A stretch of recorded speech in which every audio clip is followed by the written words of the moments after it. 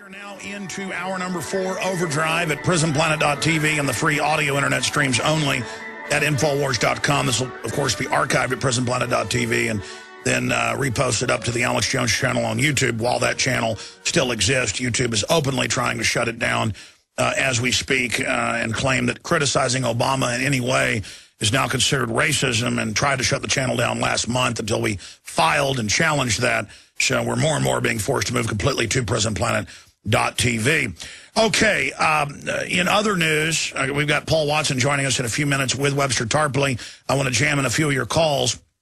They're using this whole fracas over the debt limit, because if we don't raise the debt limit, it's catastrophe. If we do raise it, it's rack and ruin, as Ron Paul has said, because they're not going to put in the reforms that fix things. They're going to continue to give everything to the foreign banks, continue to strip Social Security and everything else. While they raise taxes, it all goes to the foreign banks. And so we'll go bankrupt completely that way. And then if they don't do the debt ceiling, then there'll be a huge default. The treasuries will be killed, and it's another disaster. So it's just absolutely horrible. But there's an article out of the Huffington Post, Super Congress debt ceiling negotiations aim to create new legislative body. And they go on to say it's not in the Constitution, but that the group will be given extraordinary powers by the president and by Speaker Boehner, McConnell, and, of course, Reid. The Super Congress, composed of members of the both chambers and parties, isn't mentioned anywhere in the Constitution, but will be granted extraordinary new powers under a plan put forth by Senate Minority Leader Mitch McConnell and his counterpart, Majority Leader Harry Reid. Surprise, surprise, they want a power grab. And I got to say, Tarpley, we're going to come back after the break with Watson and yourself and recap this false flag in Europe and why it's important, and your evidence that, you know, of what Gladio was, and this is a continuation of that, because I want you to define it. I don't want to get in a fight with you, but I heard your show Saturday, or part of it, when I was in the car listening to local radio, and I heard you saying, let's use the 14th Amendment. Well, that was an interpretation by Ulysses S. Grant during Reconstruction. And is the president saying that this isn't even against the states? This is the president with the Congress, and you're saying, well, if they won't raise the debt ceiling, well, they're calling for cuts. So regardless if you agree with those cuts or not, under the Constitution, it is the Congress's right to control the issuance of currency, credit, and monetary policy. And so I disagree with you that the president can engage in dictatorial activity. Well, I think you have to realize that a default by the United States is a catastrophic event. It is a worldwide economic and financial cataclysm, and that part is not made up. It is real. We are in a real world economic depression with real dangers of the most serious kind. You can see that once, if the United States were to default on payment on these Treasury bonds, this is simply the bedrock of the entire world financial system. Every place in the world depends on these, whether directly no, I know. Or but they're maneuvering us towards that by design. They're just getting us deeper in debt before they do it. We're dead already. Well, it's possible, but I think it's a stretch to analyze these conflicts. These are real conflicts about real economic survival.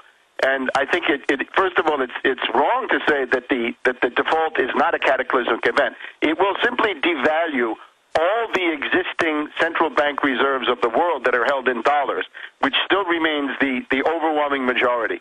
That will cause a worldwide panic. It'll bring down all of these central banks. Now, you could say, well, we don't like central banks anyway.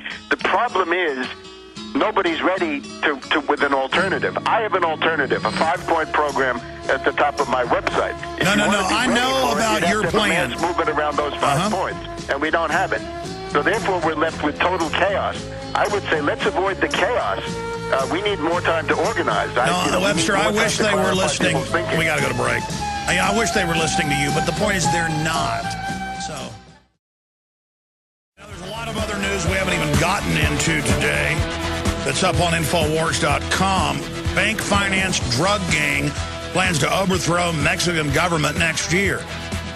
Well, that's been what the whole 6-year staged war's been about, according to our sources like Celi Castile. So we're going to be going over that, obviously, a lot more tomorrow. But I've spent a lot of time on this shooter. We're going to go to a few of your calls coming up here in a few minutes. I spent a lot of time on this because I saw the branding. I saw the pre-hype, just like I saw it before 9/11. You'd have to be blind. They get you ready for this. They prep it. It's all done at a 5th grade level. And they are trying to foment a clash of Western and Eastern civilization, Islam and Christendom. Regardless of what you think about those two sides, this is what's going on. This is the stated PNAC and Israeli plan. And even the Jerusalem Post admits that there is a major connection here. This guy was a very pro-Zionist guy. And so some of our media is trying to claim Nazi and things like this and calling him a neo-Nazi. There's zero evidence of that. Also, there's not a lot of evidence that he was a, quote, right-winger. You know, they're calling him a right-wing Zionist, but he was, you know, for gays and things like that. It just sounds like a cutout where they can put whatever label they want on anybody ahead of all these new wars and things they're trying to do. Who does this serve, Webster? And we're going to Paul Watson with you, joining us via video Skype. I mean, we know that the CIA was infiltrating their police a year ago. That's confirmed. We know there were drills. We know there was a second shooter with multiple witnesses saying dark hair, Nordic features, shooting people. The cops don't want to talk about that, though it's even on CNN. We've got this ledger that he obviously didn't write. We've got his Facebook being changed after he was arrested to say conservative and Christian. I mean, this really looks like a way to get the left behind the war on terror, the left behind the police state, because people aren't going along with the Muslim fear-mongering anymore, Webster.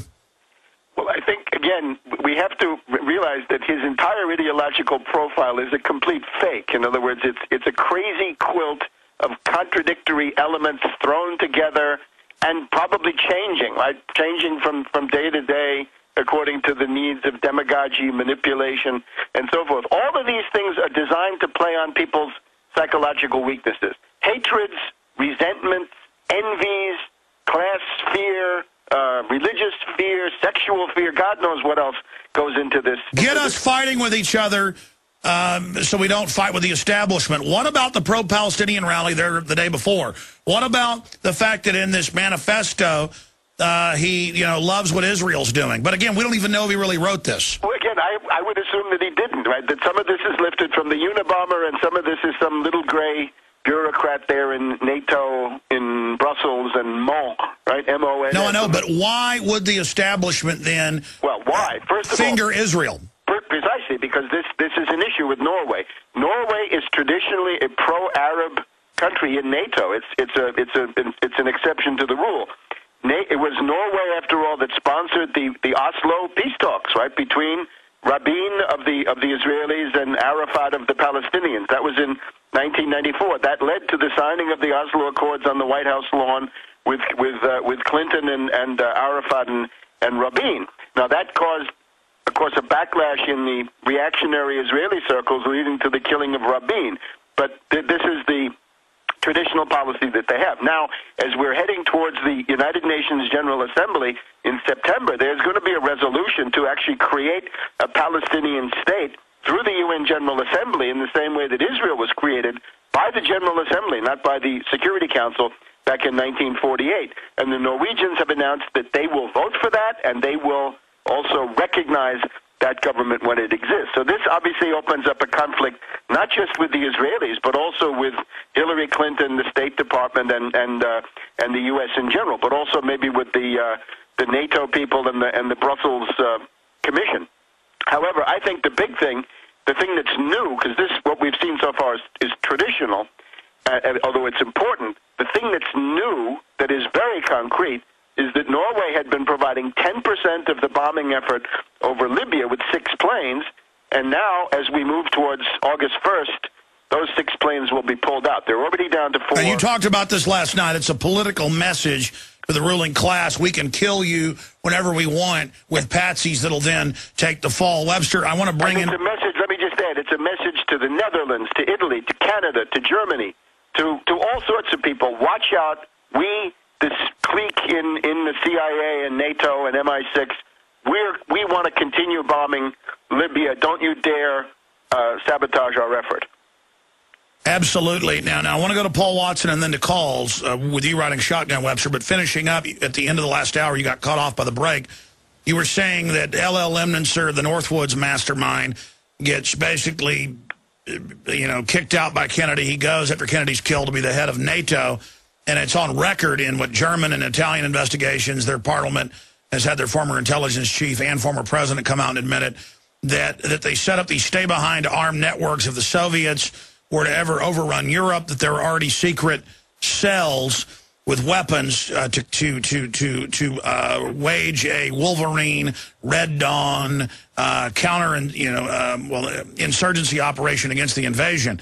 Now, what they then did was every time a political party got a little uppity, left-wing, right-wing, didn't matter, communist, whatever, got too uppity and the system didn't like them, they would just blow up a school bus, blow up a train, and blame it on their political enemies. That's been confirmed. So any final comments on the parallels here to Gladio? Well, the Gladio, of course, you can look this up in Daniele Ganzer's book, NATO's Secret Armies. I mean, there are lots of sort of mainstream academic works that go into this, at least to some extent. What happened was that the people who were recruited as the staff, the guerrilla fighters that were organized around these large deposits of weapons, explosives, and other such tools, these were largely fascists. A lot of them were old Nazis, old fascists, and so forth. And they then, with NATO intelligence backing them up, began to carry out terrorism by about the middle of the 1960s, and then increasingly in the years after that. And this then became a kind of infrastructure of NATO-sponsored terrorism. And there's never been an accounting for this. So if you look at this guy, Breivik, with his crazy syncretic ideology, this could be somebody in that tradition. Well, he fits it 100%. He got NATO infiltrating the police the year before and the media freaking out. And I mean, if you go back here, Webster, this fits in just absolutely...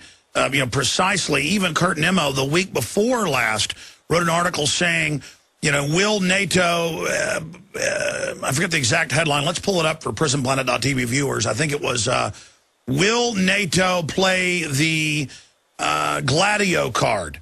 That was the headline. Kurt Nimmo even saw it coming. Good. And in effect, they did. Remember, the 22nd or 23rd of June, at the opening of those the Women's World Soccer Championship.